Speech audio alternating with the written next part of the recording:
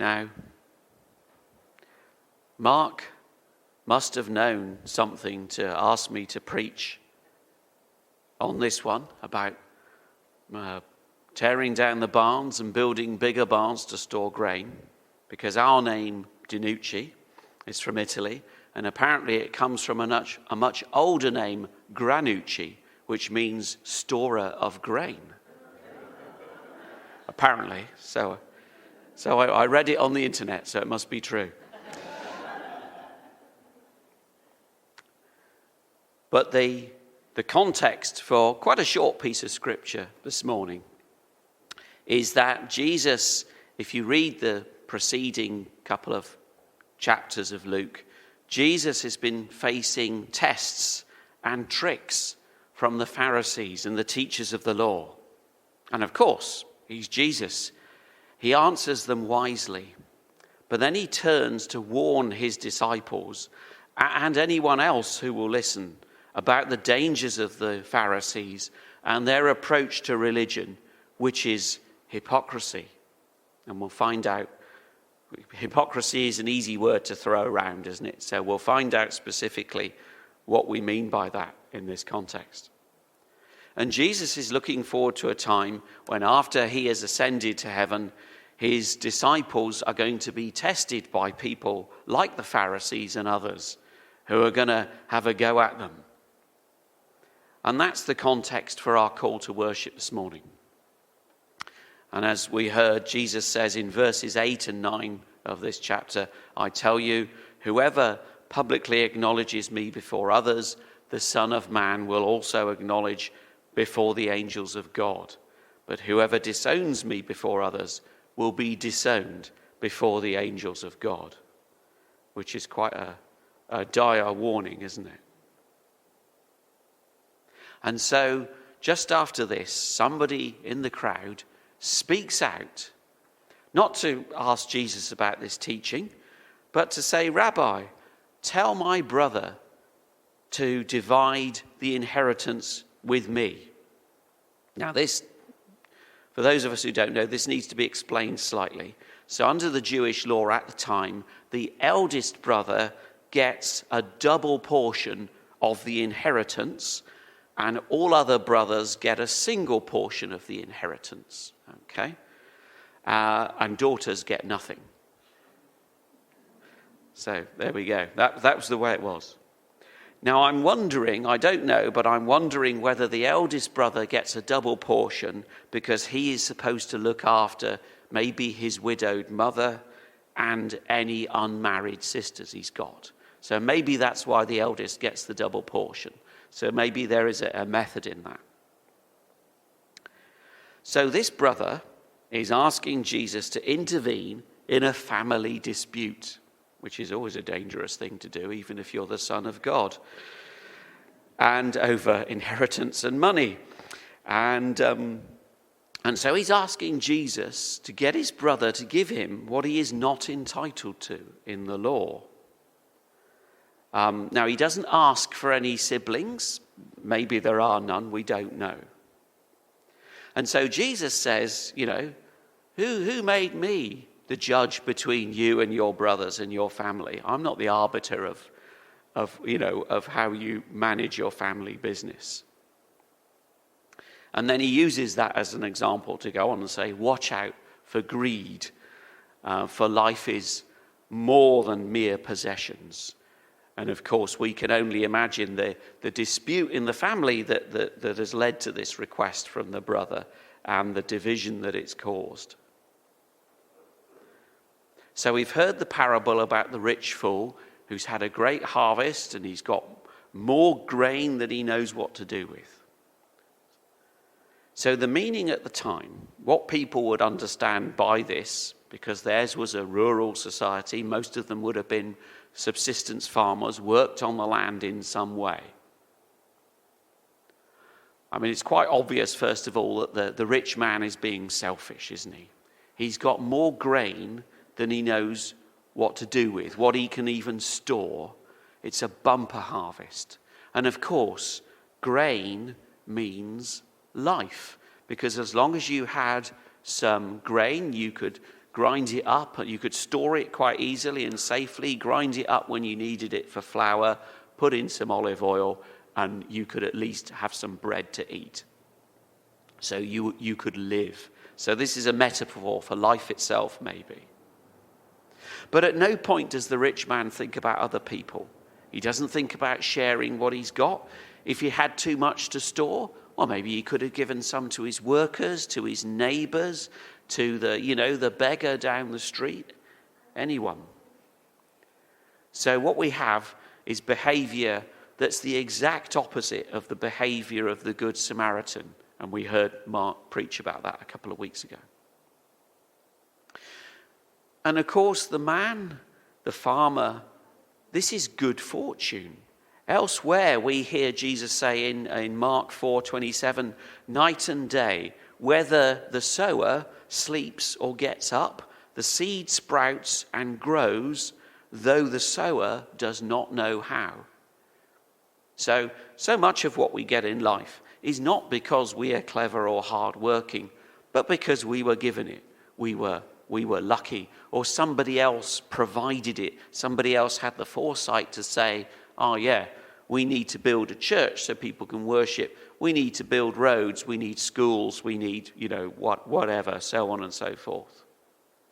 So much of the things that we enjoy in life were not due to our efforts. And secondly, the man is being foolish by saying that he can just sit back and take life easy, eat, drink, and be merry. Now, there's nothing wrong with eating, drinking, and be merry. I enjoy it very much, and I hope you do too. But those of us who've been farmers or gardeners know that land and livestock must be looked after constantly. So if you neglect livestock, it gets, if you don't put the chooks away, the fox will eat them. And if you don't feed them, they'll die. And if you don't look after the land, it will become choked with weeds quite quickly. And indeed, we get the best results from the land if we tend it steadily and constantly. And maybe that's a metaphor for relationships as well. So to say that you can just ignore the land and all your responsibilities and have a good time is very foolish indeed, and people would have known that. And also, the farmer has a responsibility to his workers. If he stops paying them to work the land, they will starve, or they must move away and find work elsewhere.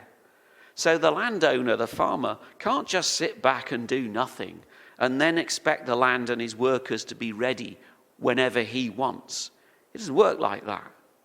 He will have to start over again with barren ground. He'll have to clear away the weeds and the thorns. And he'll have to go, there'll be a barren community around him because all the workers will have gone. So he's got to go out and got to harvest new workers almost before he can start again. So the man's attitude is completely contrary to the way that nature works and the way that their society worked. And it's contrary to the way that community works. It just doesn't work like that. He's being very self-centered. And finally, the rich man is investing foolishly. In other parables, Jesus tells us that we should invest our money wisely to make friends on earth and to please God. And so Jesus tells us the parable of the shrewd manager who's about to get fired for being dishonest, or the person who has been forgiven a debt.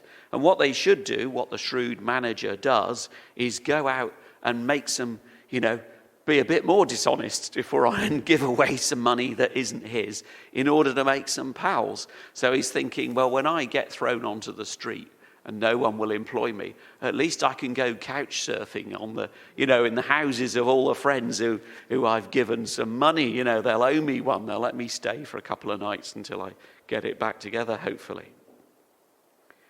So Jesus tells us that we should use our money to invest in relationships in our community. And I don't think he means buying popularity, but we need to be generous. And this generosity will generate goodwill and will help us to, if hard times come in the future, the fact that we've been generous in the past, people may repay our generosity. And of course, it's a great witness, isn't it? So Jesus tells us to rely on others rather than thinking we've always got the answer ourselves and what we possess is going to see us through. That's not always the answer. And I thought about, well, what does that mean to us today? And I thought of a couple of things. And interestingly, Mark's picked up on one of those things in his Get Smart message in the flyer today. And the first one I thought of is today there's thankfully a small number of people who call themselves sovereign citizens.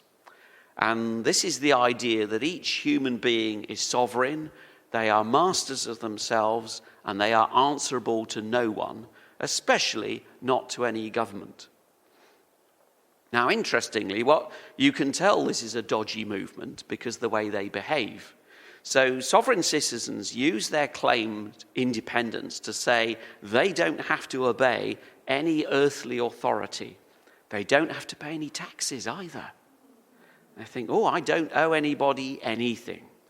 So this philosophy leads to great selfishness. It also seems to lead to people living on farms with lots of guns. But anyway, that's another story. And they think that they've got the right to do whatever they like, keep all their money, and they owe nothing to anyone. They owe no taxes, no loyalty. They owe nothing to the rest of the community. And you've got to ask, who paid for the school where they learned? Who paid for the roads that they use? Or, the myriad of things that we need. They don't stop to think about all the gifts that they've been given because other people paid their taxes or were generous. And so this movement is obviously contrary to all of Jesus' teaching on money and obedience and love and community. Perhaps more dangerous than the sovereign citizen gun nuts is the growing wealth of a small number of people in our world, the multimillionaires and billionaires. And we have this grotesque imbalance whereby a few hundred individuals supposedly own as much as half of the world's population. So 3.5 billion people, their total wealth is the same as just a few hundred individuals on our planet. What an extraordinary and distorted situation. And I wonder how likely are those rich people to receive God's favor. In the parable of the rich man and Lazarus the beggar, which is also in Luke chapter 16, Jesus makes it clear that the selfish rich will suffer eternal torment in hell. He makes that absolutely crystal clear. We don't talk about hell much in church these days, do we? But Jesus talked about it quite a lot. Maybe we should think about that. Now, having said all that, I have to confess to you, sisters and brothers, that I struggle with worries about money. I'm sure maybe as much as anybody else does, maybe more, maybe less, who knows. And for a while now, I've been concerned about whether we would have enough money in my super, looking forward a few years to when I retire. And, and one worries, people worry about paying off the mortgage and all that stuff. And also we're thinking about, well, how can we help our daughter? Because, she lives in the UK, but it's just the same here. Trying to get on the property ladder, trying to get somewhere that you're not just paying rent and waving all that money goodbye for the rest of your life. It's very difficult. So how are we going to do that? And then recently I was reminded that provision has been made and money has been growing in my pension fund without me doing anything about it, or without me even understanding how that works. I mean, I kind of know how it works.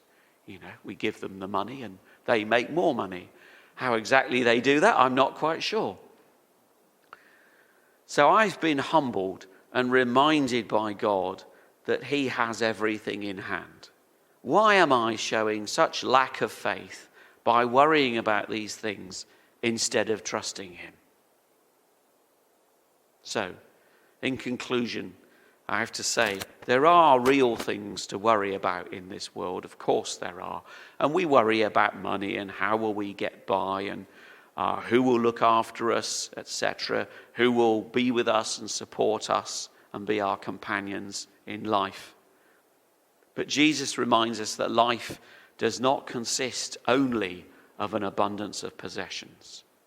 And those who endlessly grasp for more will never be satisfied in this life, and they will suffer endlessly in the afterlife, which is, as Mark points out, we're in the top 1% of wealth on this planet, so that's something we need to think about. And we need to remember that so many of the good things we have are a gift of God and provided to us by others and through others. And the parable reminds us that creation itself renews itself year after year if only we look after it and work with it.